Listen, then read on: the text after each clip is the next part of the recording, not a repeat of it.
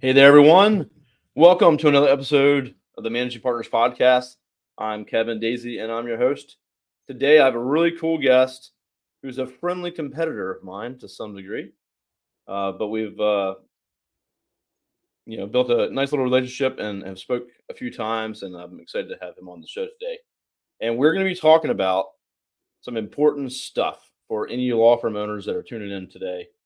And it's really the pitfalls and problems that law firms can run into when it comes to their online presence, their digital marketing.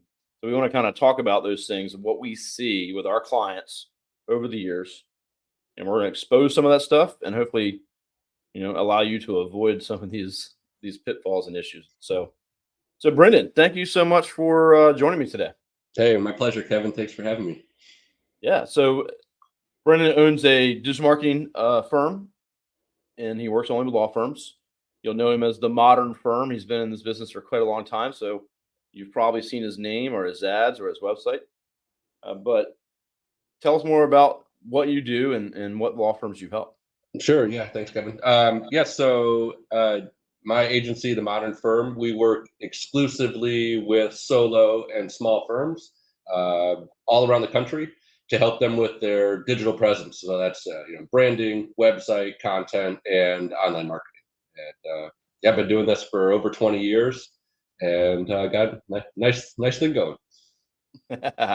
Yeah, and I've known about you for quite a while, and obviously my agency I've had for just 20 years almost. But we weren't always niche in law, so I've learned a lot in the last few years, and it's an interesting and very connected community, and I'm excited and blessed, I guess, to be able to talk with you and other direct competitors that are like exactly what we do for the same size firms that I've had on the show here too. So I just there's an abundance out there. There's plenty of law firms to help and work with, and Yeah, so I'm glad that absolutely. I'm glad we can have this conversation. And Brendan sent me a referral the other day, so just exciting to be working with you and have you on the show today to hopefully help some people out. so so let's dive right into it. Let's go through. I mean, I know me and you both have a kind of a short list of the major issues we see and run into that really can hurt firms.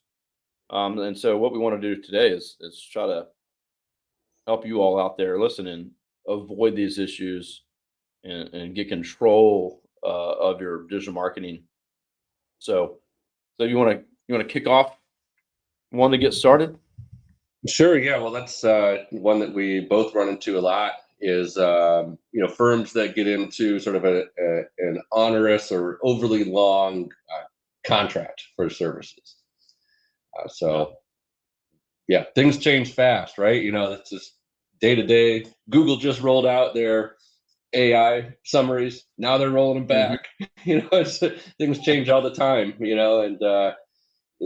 you get locked into a really long contract or a certain way of doing things that might not Scope of work. Yeah. adapt. Certain.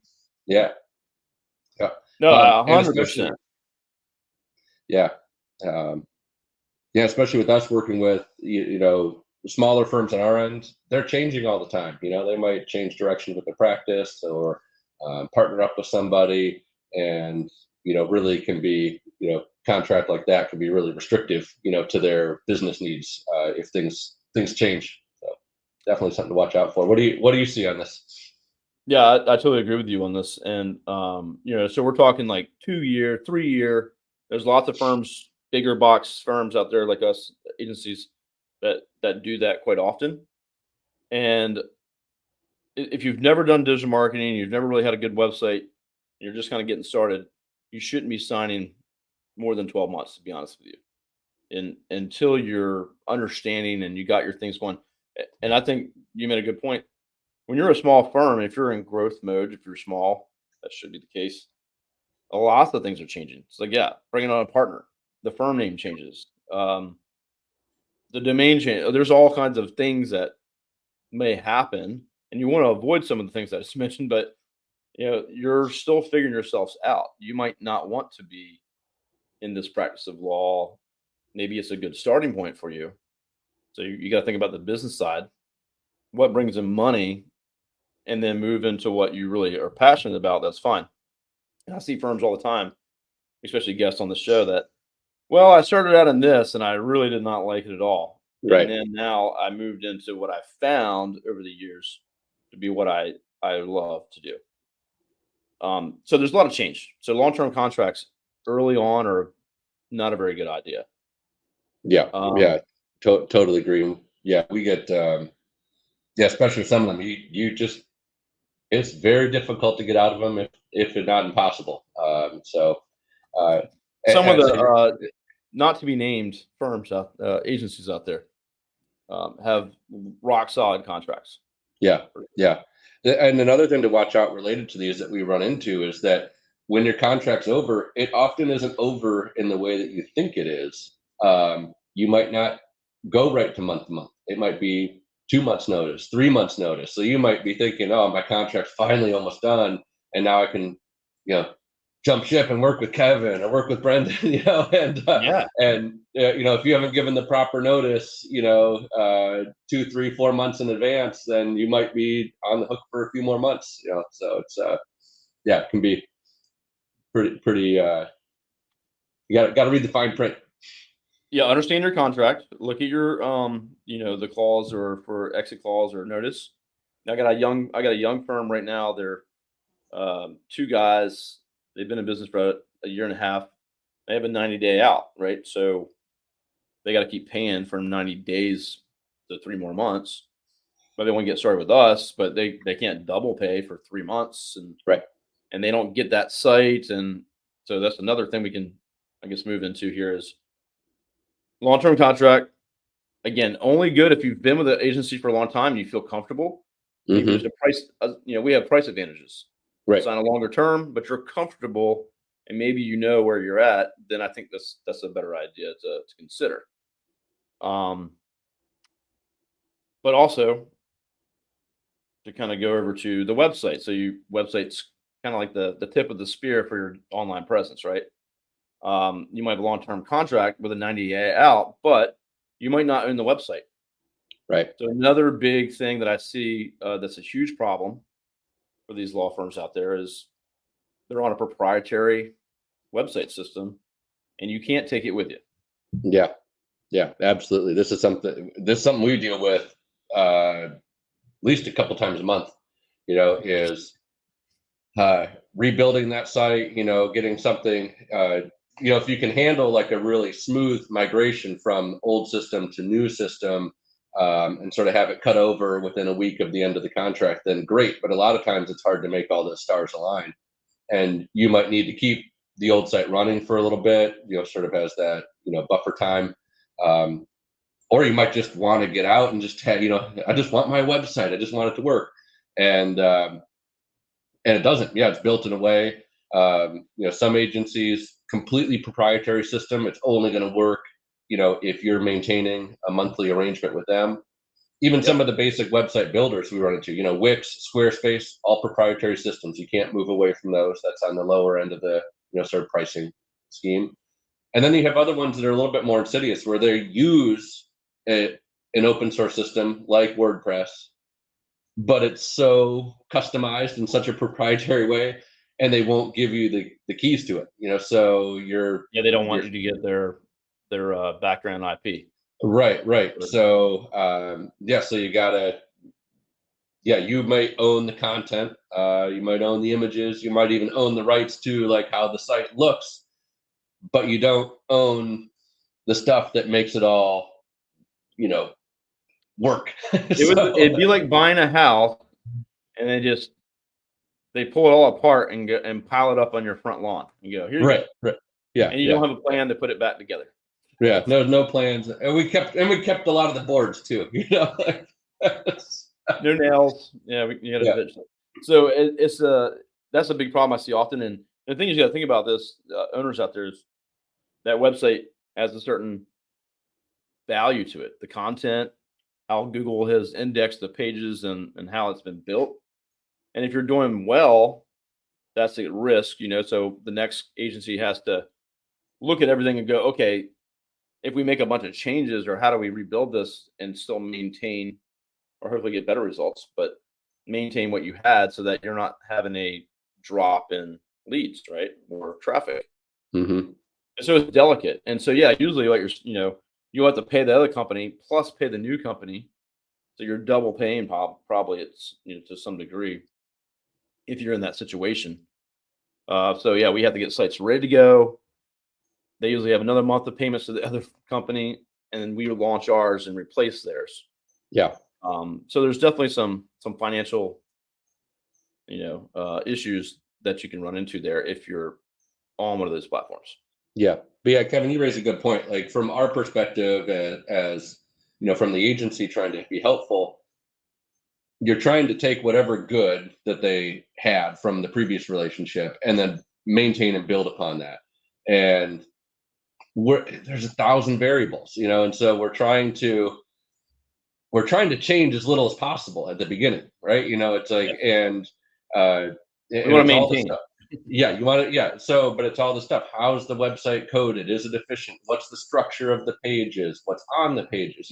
And we're going to get in there when our relationship starts and start making changes. But you want to try and minimize the disruption during that transition point, so that as things start to change and you see the results of the work, you can attribute as to why it's happening. And so, but Yeah. yeah, Yeah. when you're What change is making positive impact or negative impact? And right, yeah, exactly.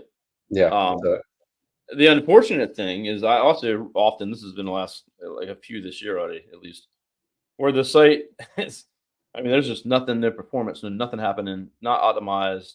They just got it. yeah, It's a year old. It's terribly optimized or not at all, and the content's not good. It's not long form. There's nothing really there at all. So then you got another problem. Hey, client, nothing here is really worth a damn. So we have to. We're just going to rebuild it, and we need to add new content. And depending on their budget level, can they write some copy and content and flush out some of the stuff, or do they hire us to write it for them? But so sometimes we're stuck with. I actually had a client in Washington State. He's like, burn everything, Kevin. Start from scratch, and we did that. And man, he came out the gate swinging. So sometimes consider this, everyone out there, and Brendan, you probably, sometimes it's not worth the cost right, to try to fix a mess. And I'm talking like a mess. Like I have a 1,000-page firm website right now we're looking at. AI content, 70% of it. They've just been pumping and pumping and pumping. And it's like, it's not worth sometimes the hassle or the cost that we would bring to you to go through all that stuff and try to fix it and improve it versus doing an audit and killing a lot of that stuff. So things to consider, I guess. yeah. Well, yeah, and that's a big decision to make in the beginning. Is are we keeping what we got, or are we starting over? Because Yeah, it's or are we pulling pieces? But either way, that right, takes time, right? How do we right. know what pieces to take? Well, that's a big thing. That's something actually that you and I hadn't talked about before, but it segues nice into the internet's been around for a while, and we're less and less working with law firms that are making their first website. Sure, if they're starting a new firm, yeah, all right, we're starting fresh. But increasingly, I think you and I, we're dealing with the third, the fourth, the fifth generation of a website, Hmm. and maybe there's been a different developer at each thing. Sometimes mistakes have been fixed, sometimes they haven't. And all along the way, content has continued to build and build and build. And so making the website's like the easy part now. But getting Yeah, all of your stuff that and determining what's valuable, what's not, how do we clean up this crappy code? How do we get it, and get everything, fixed and going, in a good spot going forward.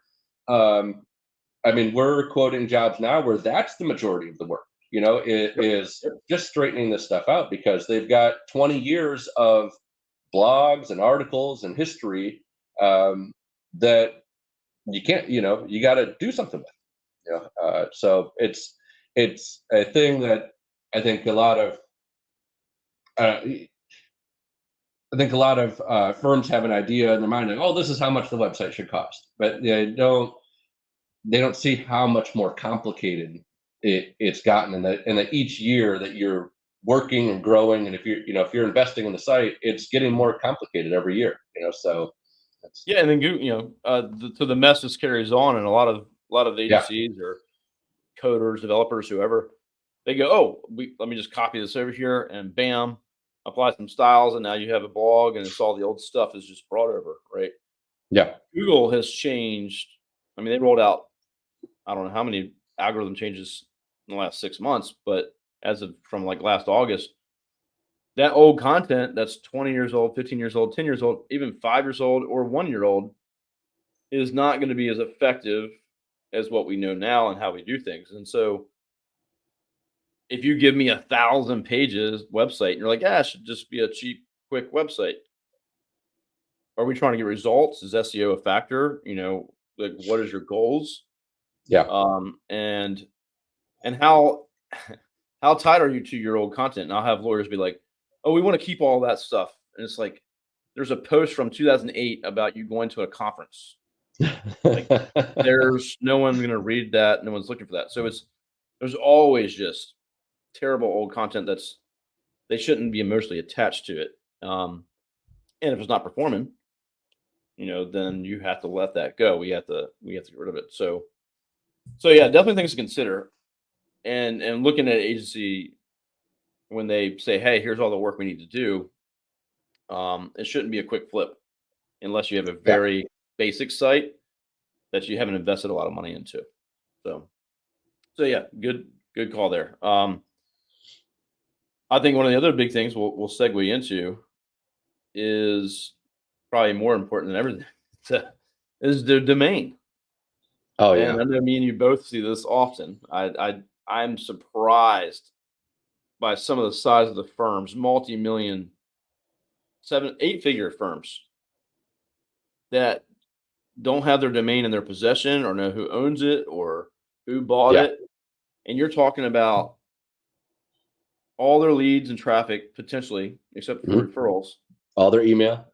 all their email Hmm. is all tied to this thing called a domain, right? The website domain. Right. And so, yeah, just give me some of your Oh potential horror yeah, stories. I've been seeing a lot of these lately. So, Kevin, as you and I were talking, I've the last couple of weeks I've been sort of working more on the front lines than usual in our help desk, and so I've been helping helping clients, prep for launching their website, and a lot of that involves getting access to their domain name, the website address, the .com name, however you want to refer to it, and yeah, this is something, right? You pay an annual registration fee. Sometimes you're paying it many years in advance, so it's not something you think about very often. And boy, that oftentimes it's something that your IT person registers, maybe your agency, your marketing agency registers it on your behalf. So many times it's just an employee at the firm, the office manager, the receptionist. Uh, but if you don't keep on top of this, the domain expires, you can lose it. There's Mhm. now much better policies in place for like preventing that from happening, but if it expires, it basically shuts down. Your email stops working, your website stops working. You've got to go through this redemption process, pay some more fees, prove ownership, can be pretty sticky.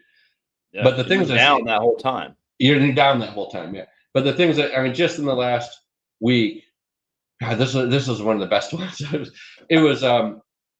We're working with a firm that had last year had split, from partnership, and I was getting in there and sort of figuring out, okay, how do we got to get the domain updated, point it to the new, web hosting, and get ownership straightened out.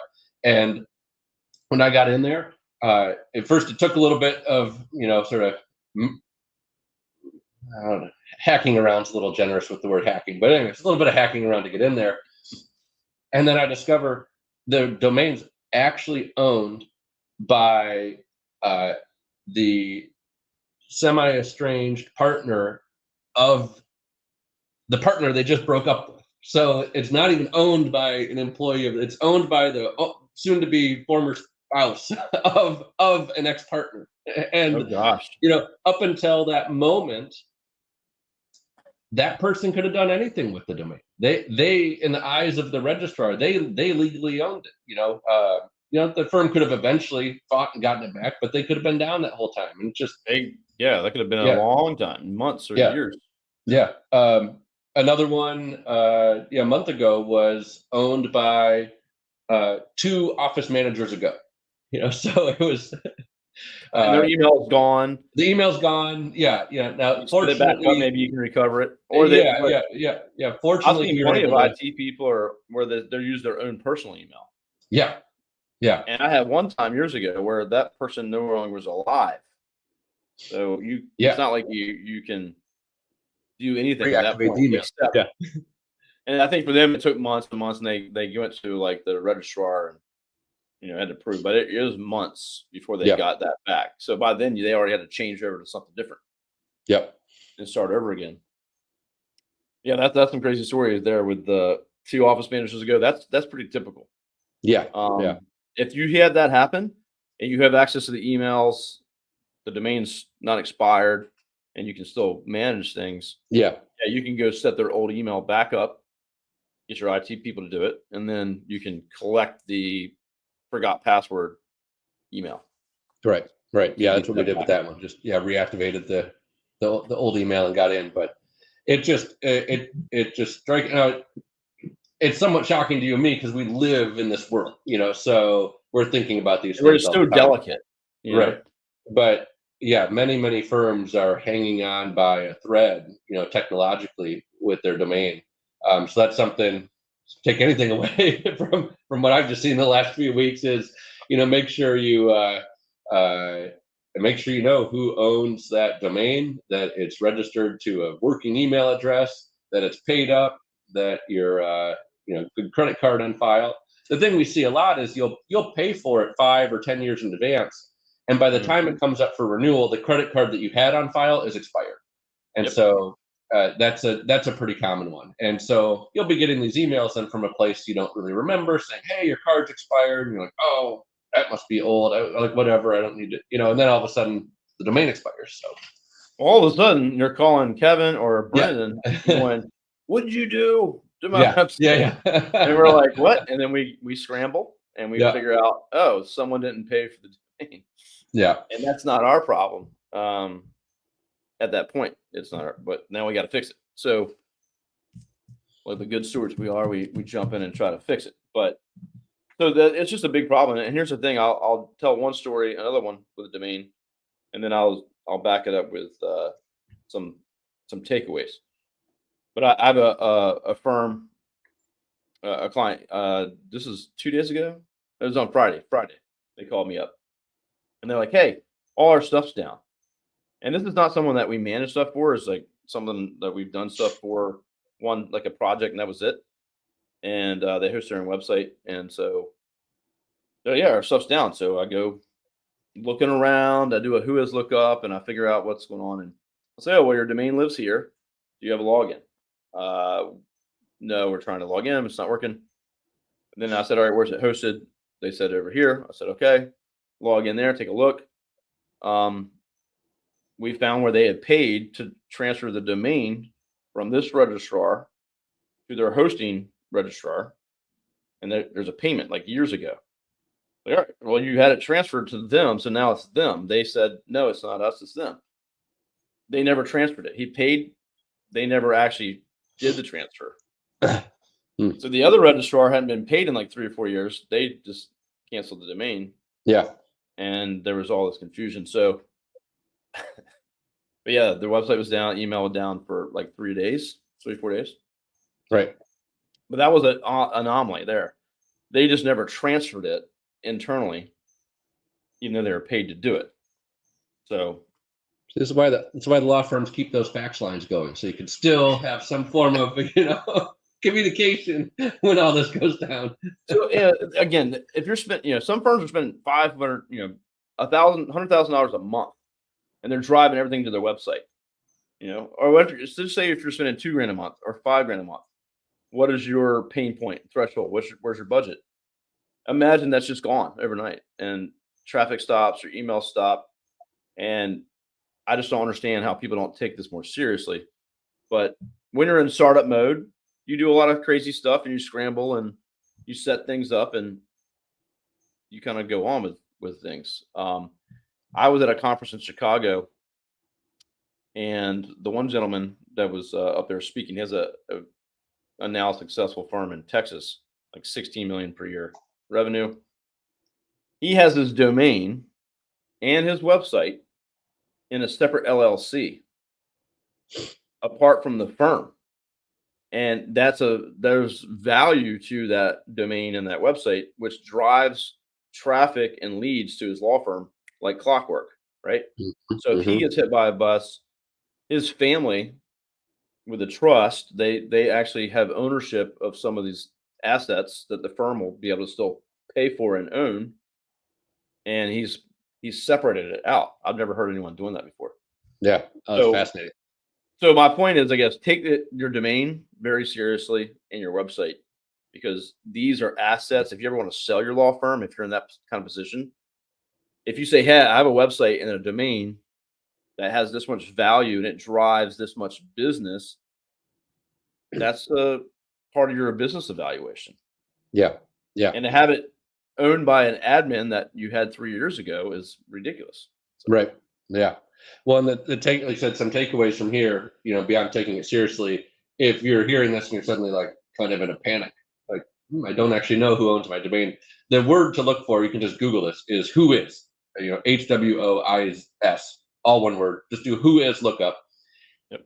A lot of the information about the owners is now redacted for privacy reasons, but that'll at least tell you what company it's registered with and when it expires.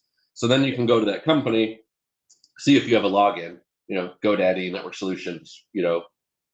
whoever, and and then go from there. Start getting that information tracked down. So that'd be a good little bit of homework if you aren't really sure, what the situation is. Yeah, go check. As a check for yourself right now, if you're listening to this, make sure you have it documented somewhere in a safe place that you have login access, who owns it, card on file is updated. And the other thing is, these companies changed hands. Google domains, which I have a ton Hmm. of, Google's like, we're out of it. We're not a domain company anymore. And they just sold off to what, Squarespace? Yep. Yep. So your domain that you thought was at Google is now at Squarespace, and that's just one example. But some of these Yep. bigger, some of these bigger registrars are going to be buying up. Yeah. Yeah. Lots of mergers, acquisitions in this space. Yeah, so you go, hey, this is login for networks. What this doesn't work anymore, So you got to keep track of this stuff. So I think we beat the domains up enough. Please keep track. Long-term contracts. I wanted to kind of flip over to education, understanding. Yeah.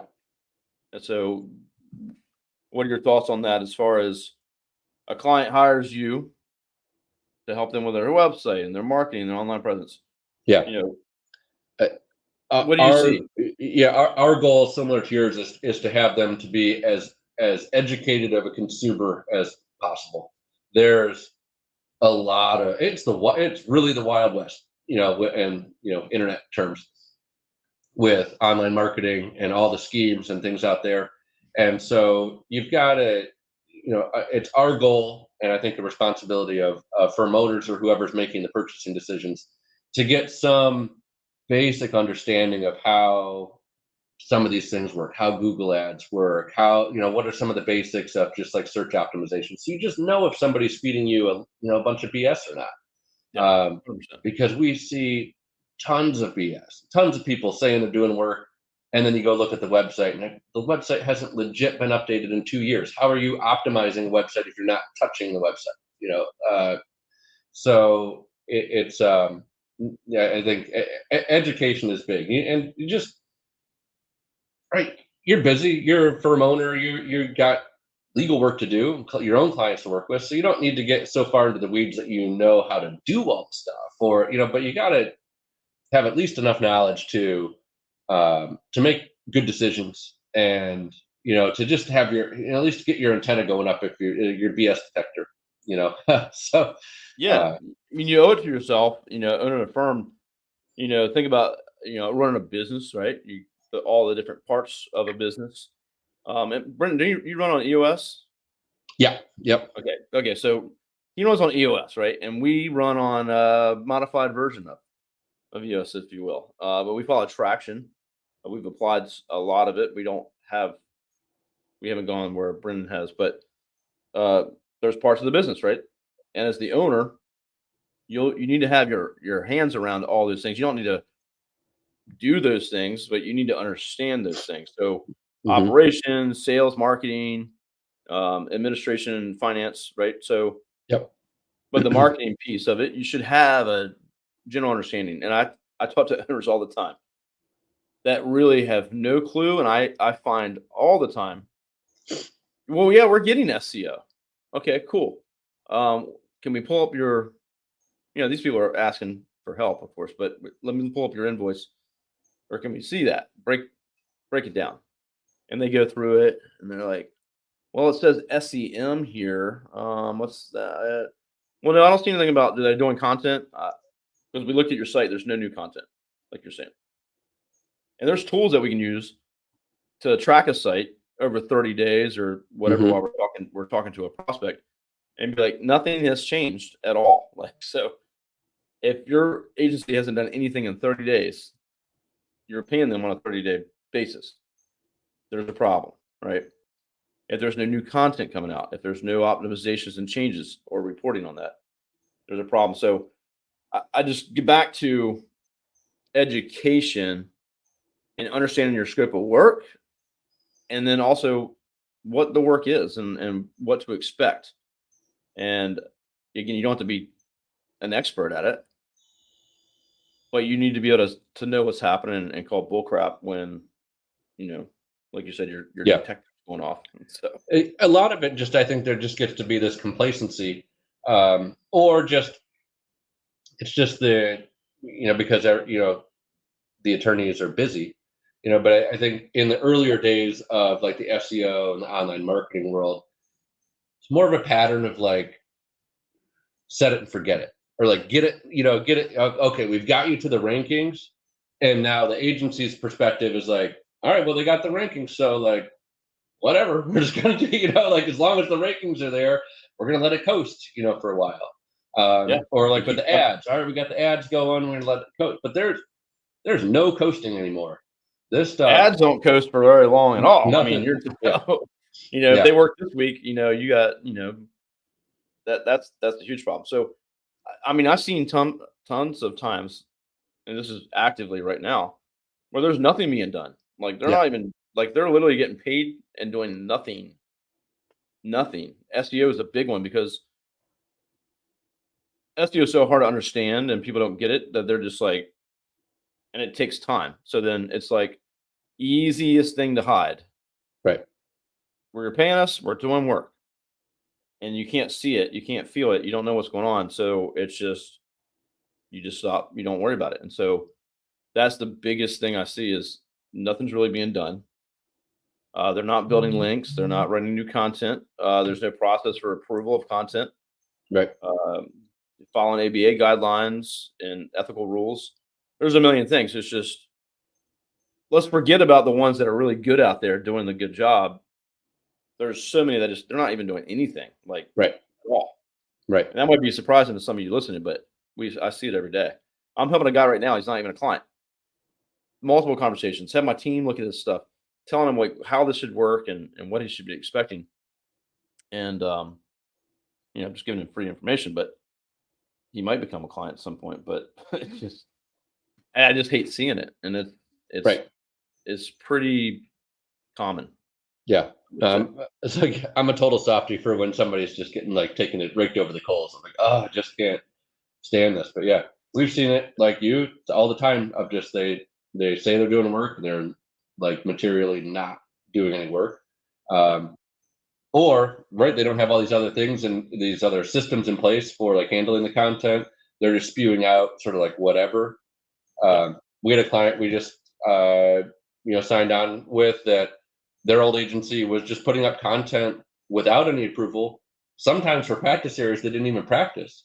And so then they're getting calls for stuff they don't do, and it was just it's a total mess. It's yeah. Well, yeah, What? the agency probably don't understand how a law firm operates or Right. understands Right. that, and that's the lack of education of the agency to the industry that they're helping. Yep. And that's why niching, I think, is so important. But so what I always do is when I'm talking to a prospect is like, how much do you know, and how much do you want to know, and I feel them out because sometimes Yeah. they're like, I don't really know much of anything. Okay, cool. Well, we want to help you understand. That's what we're going to do today. This is the educational day, not a sales pitch and slideshow day. That's not what we do. And I make sure that they grasp it at least enough to understand how, when I price it and show them a price and a plan that it makes sense to them.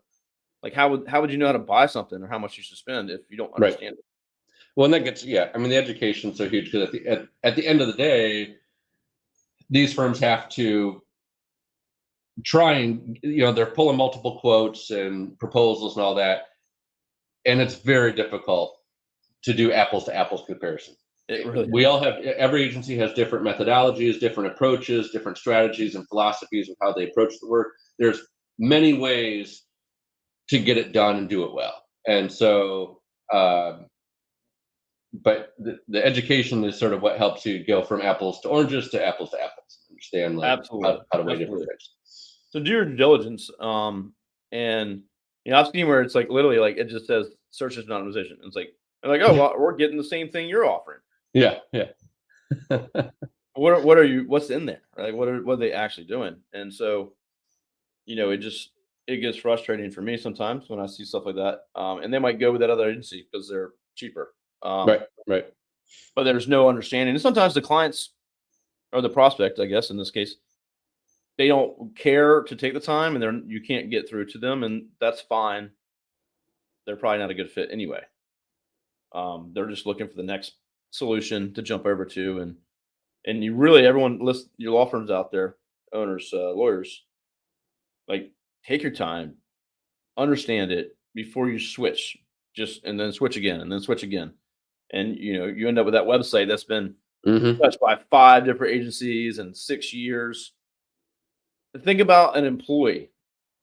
This is how I think about my clients. Hmm. If an employee has been to 5 different firms in 5 years, that's kind of a red flag. If my prospect has been to 5 marketing agencies in 5 years, Yep. not interested. There's Yeah. something Yep. wrong there, and it's probably a big lack of education on the firm's part. Yep. Yeah. Yeah. Absolutely. You got good analogy there. Yeah. So yeah, if you're not educated, then you're not gonna know what results to expect, or nothing like that. So then you're just frustrated and you jump to the next agency looking for the next. The grass is always greener, right? But I would advise you to take the time, listen, do the research, look at everything, and then go, okay, I think this is the best plan for our firm going forward. Or go to your current agency. Maybe they're really good. You just haven't worked with them to allow Right. them to do their job effectively. Yeah. That brings up Kevin. You run into this. Um, I'm sure we do as well. But I think maybe our clients are sometimes definitely different phases in terms of like business development. Um, what do you run into with intake process or lack thereof? 'Cause I know that's a conversation we have to have with our clients, especially with like, the solos and the very small firms where they don't have a process. And once we get rolling with the marketing, well, now your phone's ringing a lot more and you're getting a lot more leads in that need to be handled. And so they'll say, "Hey, I'm not getting any more business." We're like, "Oh, yes, you are. You're just not answering the phone." So, yeah, what are some of the conversations you have with your clients about that? This is a big one, because yeah, you can hire a marketing agency or advertising or do it in house or whatever. You got to be marketing. I'll get with that. Everyone listening, if you're not marketing, I don't know what you're doing. You have to. Don't hire us. Hire anybody or do it yourself. You need to be marketing your company constantly if you're trying to grow. And if you're doing that, effectively, even if it's very ineffective, but just is working a little bit. When that phone rings, or that email comes through, or that chat comes through, if you're not on top of that immediately, people go right off to the next person, and they might go to 3 at once.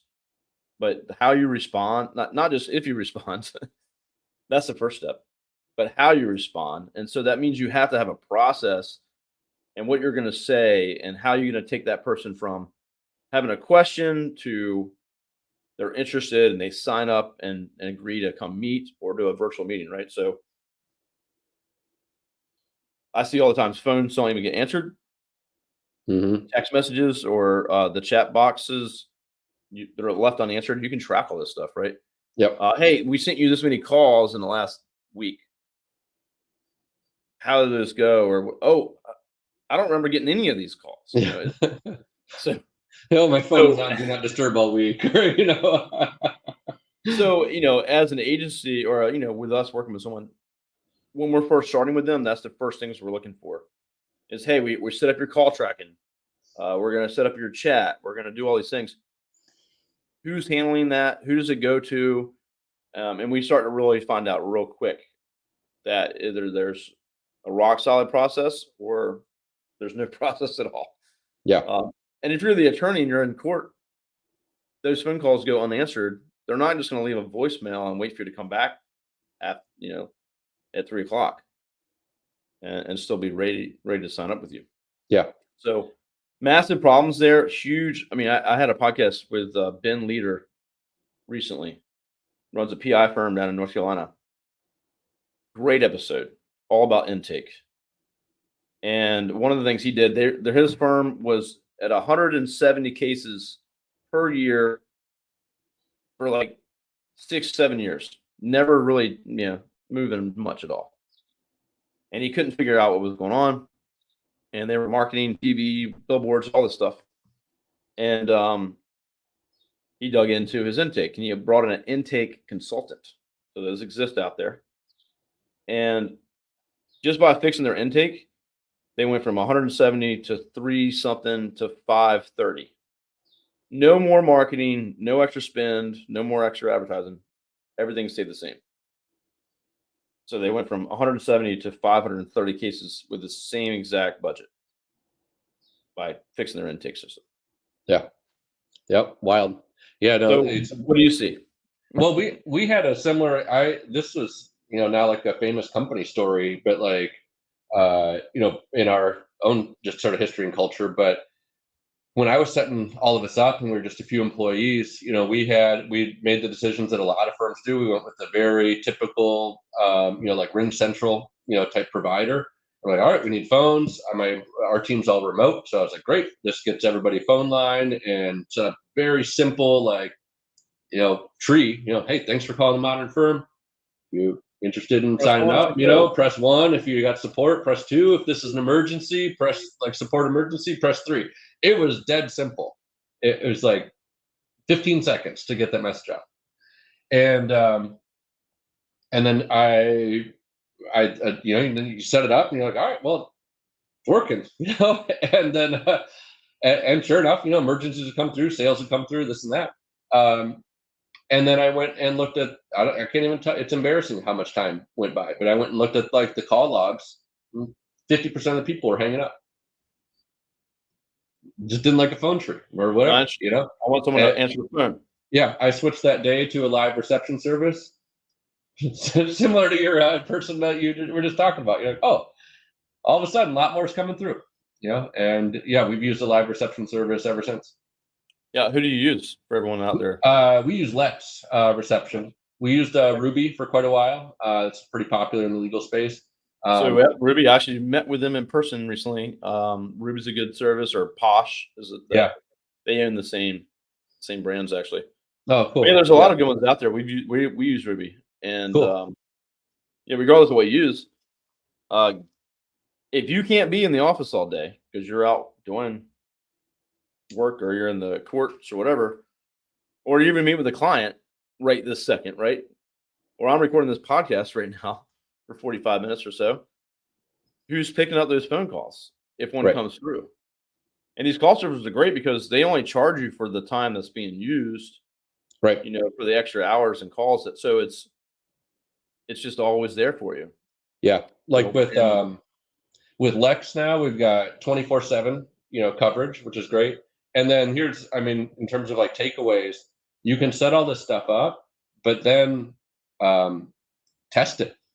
Cold yeah, call your office. That's we just had a situation that was we just did this migration, and one of our rules got missed. When we were doing the migration in terms of like the script to follow for after hours emergencies, and so we had an issue come up, and it didn't. I keep my phone right beside my bed for this reason, and we had an issue came up, and it went to message instead of going through into after hours routine. And so we talked with them quickly, like realized, oh, we never actually had a discussion about it, got it fixed. And then just yesterday I had my wife call and pretend to be somebody with an emergency, and make sure that it all works.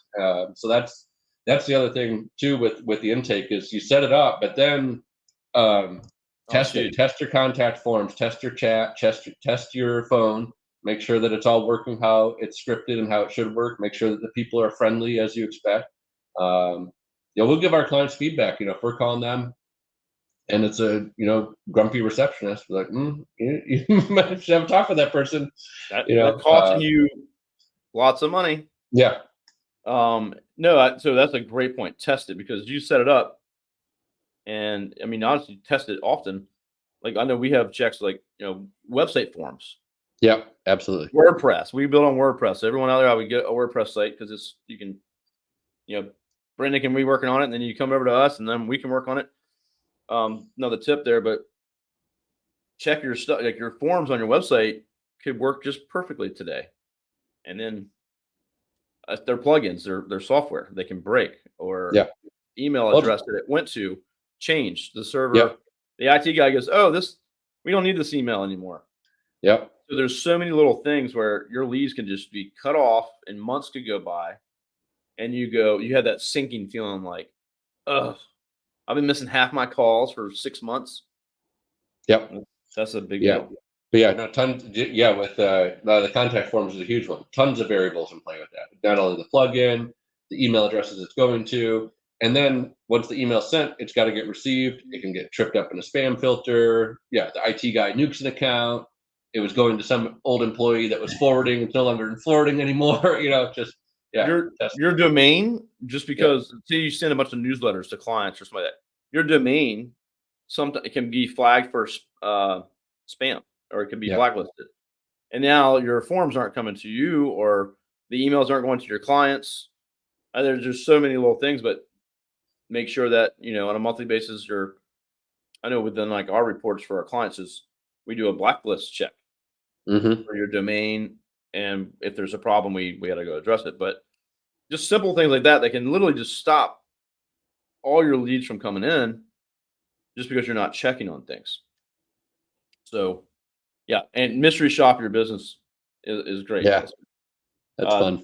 If you ever hire someone that they did that to us one time, they mystery shopped, and I literally took the call, set up an appointment, and was like selling the guy, and like did a follow up and some other stuff like that. And then when I went to this event, we had an in-person workshop, and they're like, "All right."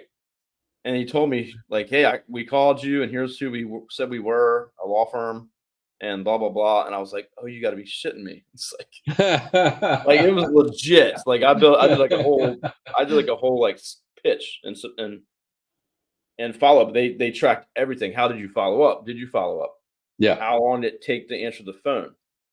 Did it go to voicemail? Did you all this stuff? It was pretty in depth. Yeah, love it. But that's what you should do for your firm. And as the owner, once a month, call your firm up randomly. Well, it's one of these things, Kevin, where you and I, so we're both like we've worked with consultants. We're running on these sort of operating systems for the businesses that gives us like a framework to like be thinking about the business as an entity.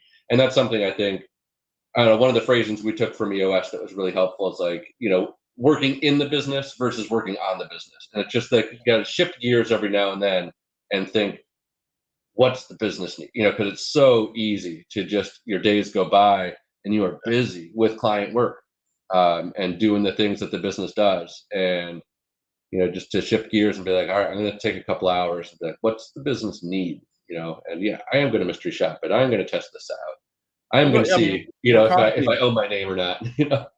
yeah, we're constantly bolting stuff onto our business, right? Right. And we're making decisions, and we're like, oh, let's add this, let's do that, and things get messy and things get broken, and now you had a Facebook page. Well, that's a whole nother lead source. People could be messaging that page. Who's monitoring that? I don't know. We never thought about that. So you're creating all these new channels too. Like, well, someone could Instagram message us or LinkedIn me, or Right. where are we putting our marketing, and then how are we making sure that we're monitoring this stuff. Facebook page, if you don't turn reviews off, you get reviews. People can leave bad reviews. You don't even know about it. Yep. There's all kinds of these nuances and things that can happen. So I guess the moral of the story today is, there's things to avoid that are simple, I think, but they can be detrimental to your firm. So your domain, the website, long-term contracts. We talked about education, Yep. Intake. Intake is so big. That's literally a conversation by itself. But listen to the Ben Leaders episode I did recently, and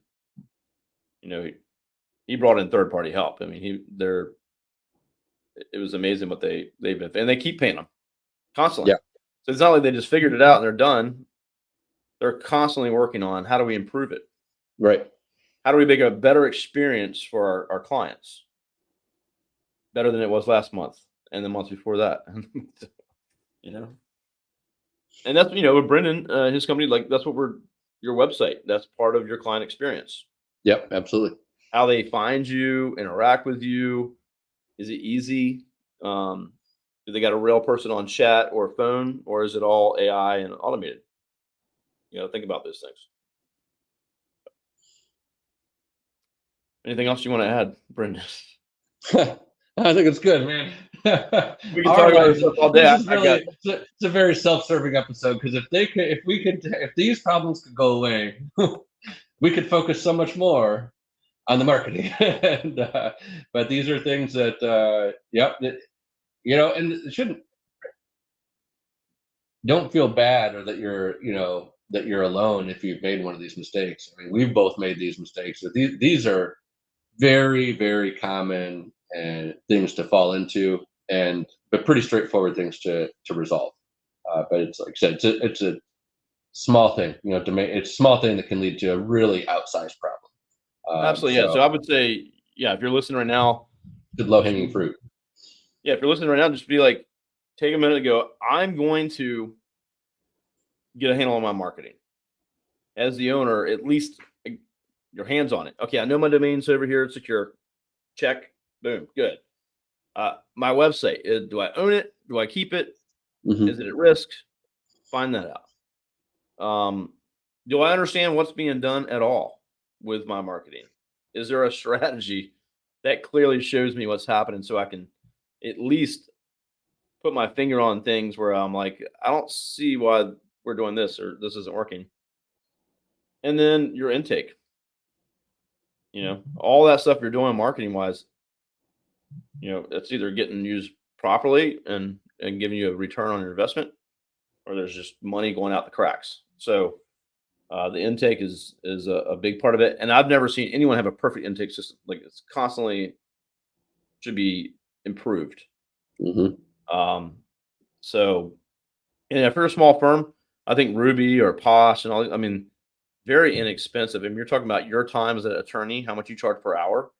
You can have a real person taking your calls when you miss them. Yeah. It doesn't have to be like every call, because if you're available, it just goes to you. Yeah. And if you're not, it automatically just goes to them. So, is a client worth more than you're paying them? Of course. I think a couple $100 a month is starting out, maybe. Yep. So just do it. Good summary, Kevin. I guess so. There's so many more things, more advanced stuff. Maybe we have to do like an advanced episode. Right. Yeah, if There's somebody so really many wants to other get into the problems. weeds, yeah.